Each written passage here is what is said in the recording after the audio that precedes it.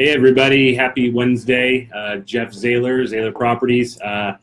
Took last week off, but wanted to get back to everybody with a quick market update. We're in the dungeon this afternoon. The conference room was unavailable, so please mind the mess and the computer screens and all that fun stuff. So today, no kid stories, no women of the night flip stories gone wrong.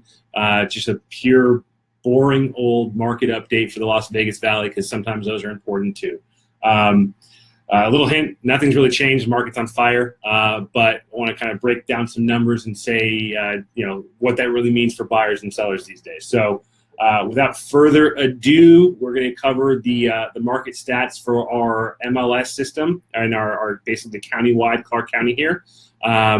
So again, this is just for Las Vegas. It's not nationwide stuff, but wanted to talk about our local market here.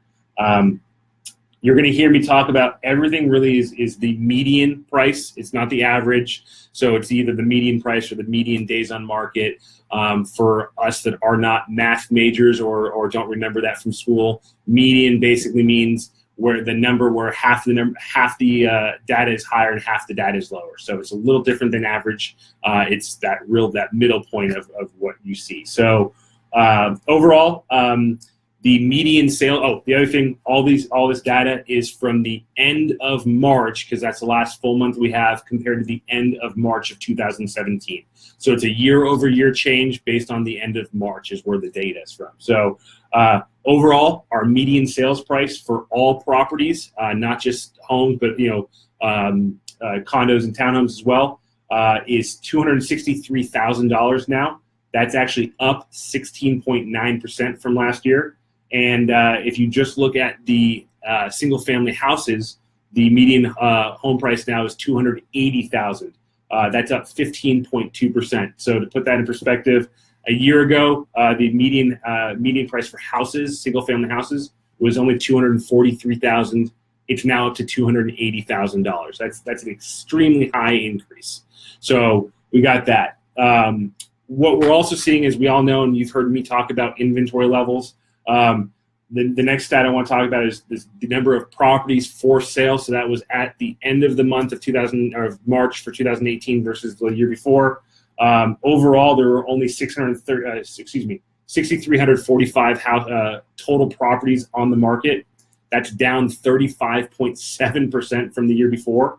And there were only 4,736 houses on the market in the entire MLS county area, valley area. Only 4,736 houses. That's down 39% from a year ago.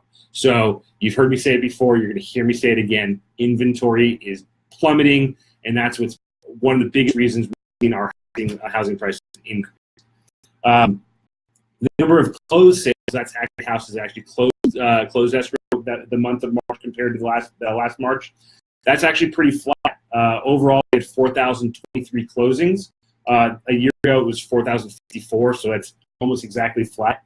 And there were 3,105 single-family properties closed compared to 3,149. So again, that's showing flat. So the number of sales is basically not diminished. It's just the number of homes that are available has gone down. We've also seen a drop considerably in the number of days on market. Again, this is the median, so it's the middle point. But overall, for the entire market, including housing or houses, condos, and townhomes, the median days on market right now is 12. 12. That's less than 2 weeks, people. So some are going more, some are going less, but the median is 12. A year ago, it was 20. So we're literally less. It's a full week less. If you look at just single-family houses, the median is 13, so it's pretty much the same. And again, a year ago, that was 20. So we're down a full week on the median days on market. You've heard me talk time and time again of the months of inventory. That's kind of the overall absorption rate, or how long it would take to sell every single house on the market if no homes were put on the market from this day forward. Both the single family and then the entire market, if you will, we're at 1.7 months of inventory. So we are, what is that? Basically 5.5, 6 weeks, if you will. It's or 6.5, 7 weeks. it's not a lot. A year ago, we were at 2.8 months, which is still considered a really strong seller's market. So we're down to under 2 months of inventory. So again, what does that mean? Nope, got a call. You're still live on? Okay, cool. Should have put that on sale. So what does that mean? It means if we did not put a single home on the market from April 20th forward, all of our inventory would be spoken for in 1.7 months. That's nothing. You've heard me say before, a balanced market is about 6 months of inventory. So anything higher than 6 months is considered a stronger buyer's market. Anything less than 6 months is considered a seller's market. So where are we? We're in a seller's market. But again, that does not mean there's not opportunity to buy, and we can talk about that later. A couple more stats, and then I want to talk about some financing stuff, which again can affect this. The percent of list price, so the median sale to list price, both for all the homes and or all the properties and single family, they're at 100%, people. So the middle point is we're selling things at 100%. That means more than half the properties in the valley are actually selling higher than the list price. Okay. That number is normally in the high 90s to begin with here. A year ago, they were about 99%, so we actually are higher. We did hit that 100% mark. So again, doesn't mean every house sells for 100% of ask, but that middle range means more than half the homes in the valley are selling for more than 100%. And then the other thing I like to talk about is just the pure dollar volume. So that's the total number of dollars as is at least reported to our MLS system, which is not everything, of course. There are private sales or some new home construction, all that stuff, but the homes that are sold and the properties sold through our MLS. For the month of March, we had $1.04 billion worth of sales for single-family properties. That's up 15% from a year ago. So that's basically went from about 850 million to 1.04 billion just for this month alone.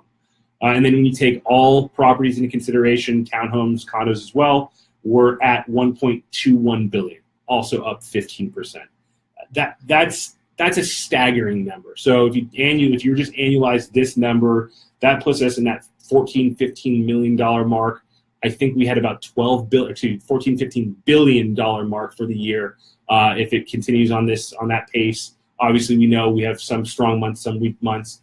But I think last year for 2017, there was about 12 billion overall in the MLS that was sold. So we're definitely clipping that pace.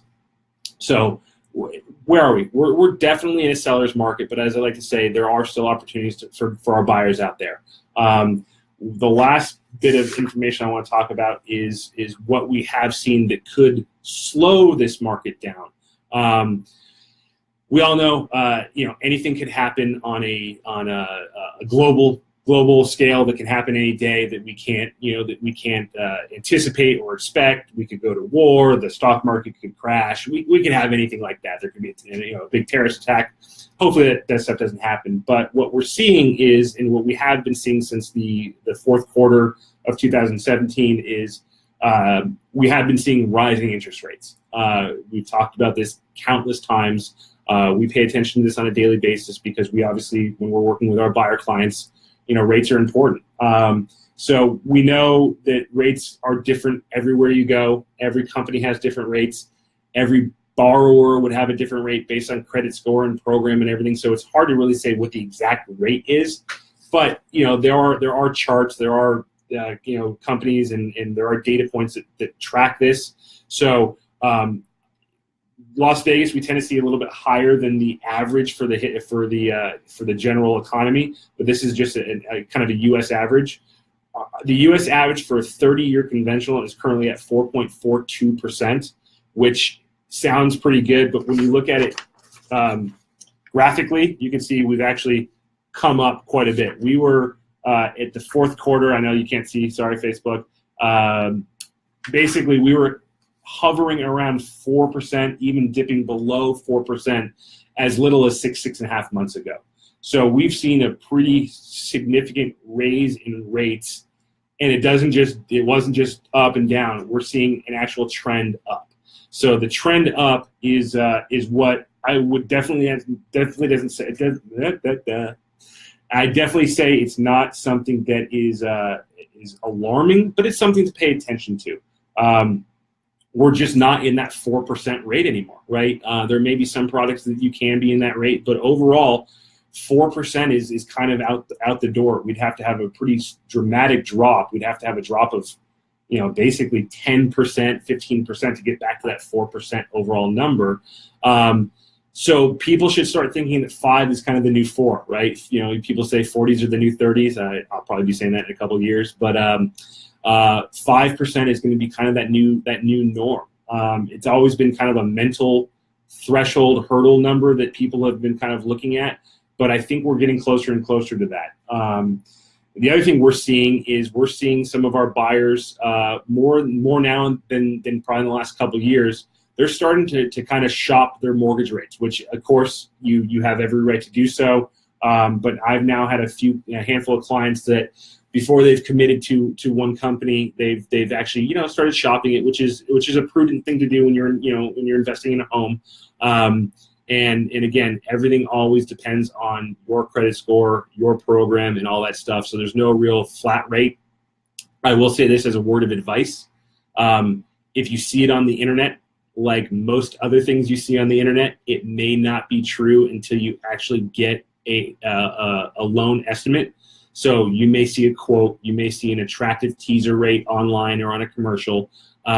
Until they actually run your numbers, they run your debt to income, they run your credit score, they check your job stuff, only then will they be able to give you a real loan estimate. So don't fall prey too often if you see an attractive teaser rate. If you are working with a lending professional that you have a really good relationship with,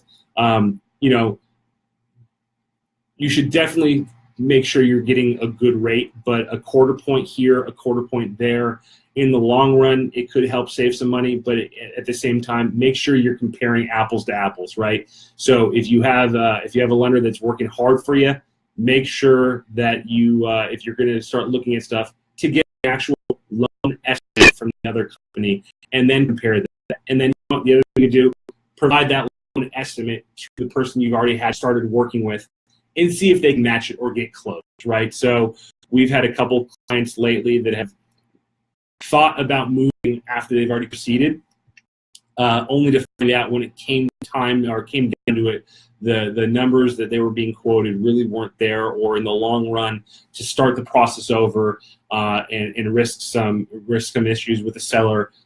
It's been advised that, it's probably a better thing to stay put where you are.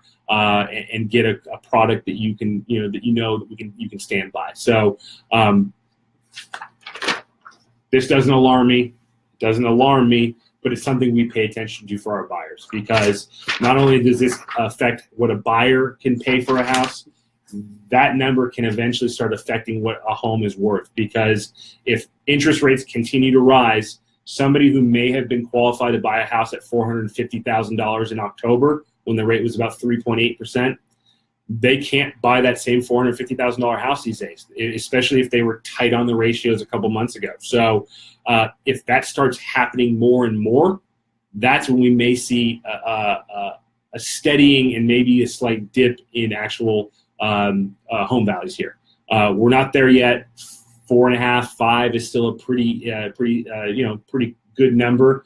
But it may be driving those people that were at that 4 number as a tight number out of the market. So as that rate does climb, it is going to push more and more people out of the market or to a lower tier of housing, which will put pressure on that price point, and it may soften the price point at a little bit higher rate. So that's all my opinion, and we're sticking to it. We're going to keep this one relatively quick, although 15 minutes I guess is not that quick, but wanted to give you a quick market update for the end of March data, and we'll probably be back next week with something that's completely off the wall and go from there.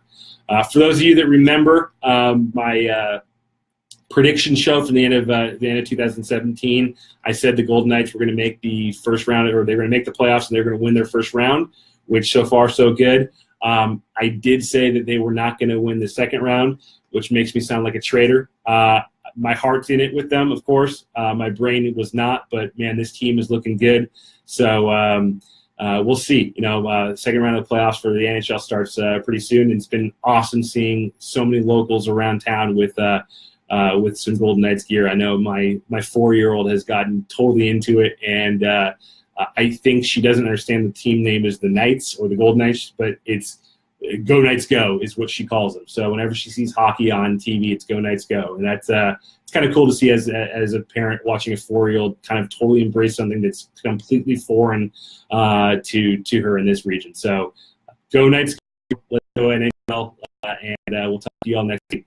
Have a good day.